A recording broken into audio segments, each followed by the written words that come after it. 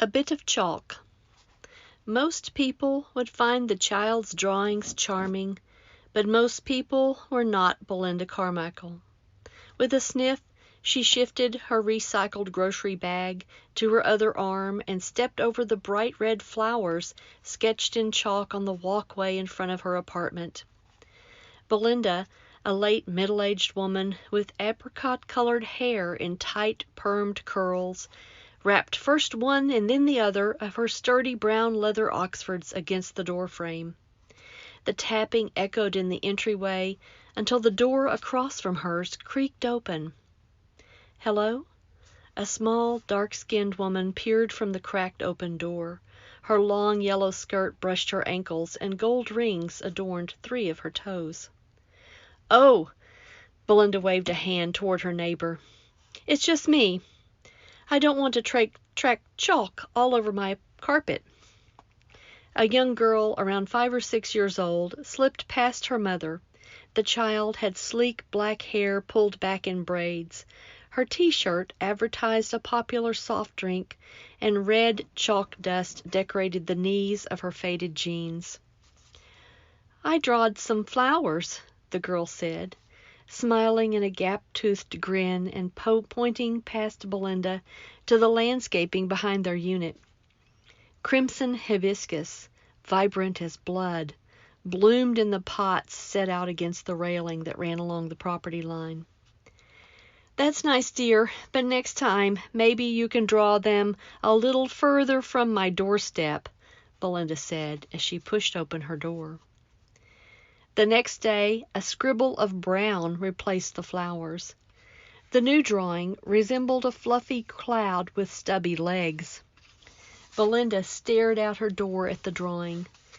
True, it lay further from her entryway, but she would need to veer against the building to avoid the thing.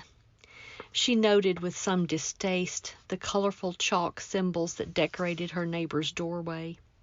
Rows of blue triangles and orange circles with spiky lines weaved through a band of intense green. Belinda went inside to fetch a bucket of soapy water, which she dashed against the concrete, washing away the drawing in a whirl of muddy liquid. As she stood there, satisfied with her work, the bushes behind her rustled, and from the corner of her eye she caught sight of an animal, a blur of russet brown fur, as it disappeared into the hedge. "I've had enough of the mess," Belinda spoke into the phone to her daughter, Mary. "I'll make a formal complaint with the leasing office if they keep marking up my sidewalk."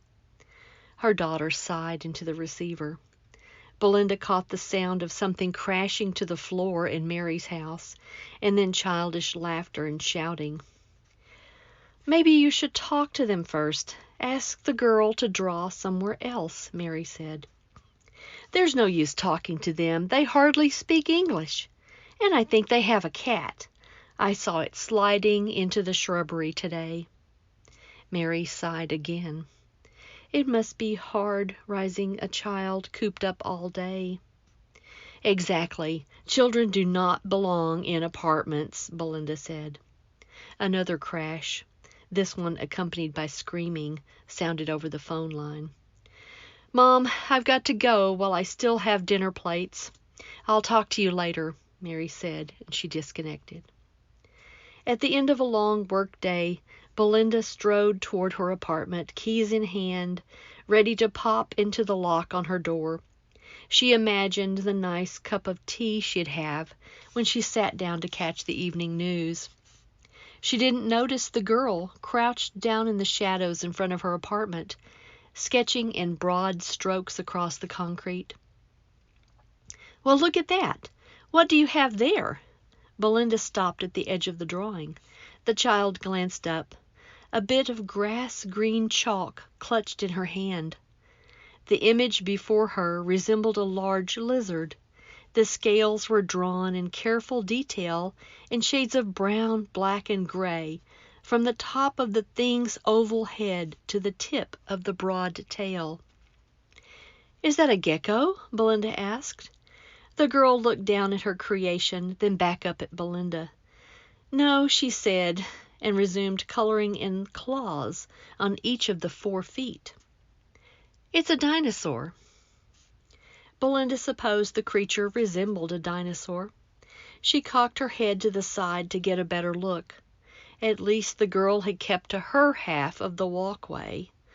Belinda congratulated herself on this minor victory, when she felt a tremor beneath her feet, as though a large, heavy weight had been dropped on the ground behind her. The child picked up a piece of plain white chalk and bent close to the concrete. She studied the drawing, her brows drawn together, her small pink tongue clasped between her teeth as she applied the chalk. Finished, she looked up, beaming. The ground shook again. "See?" The child pointed over Belinda's shoulder and then to the drawing. Belinda stood frozen in place as a gust of hot, moist air that stank of rotting meat flickered across her shoulders. Her head buzzed, a hornet's nest of warning. The child bent toward her, one hand cupped at the side of her face, as she whispered, "It's got sharp teeth."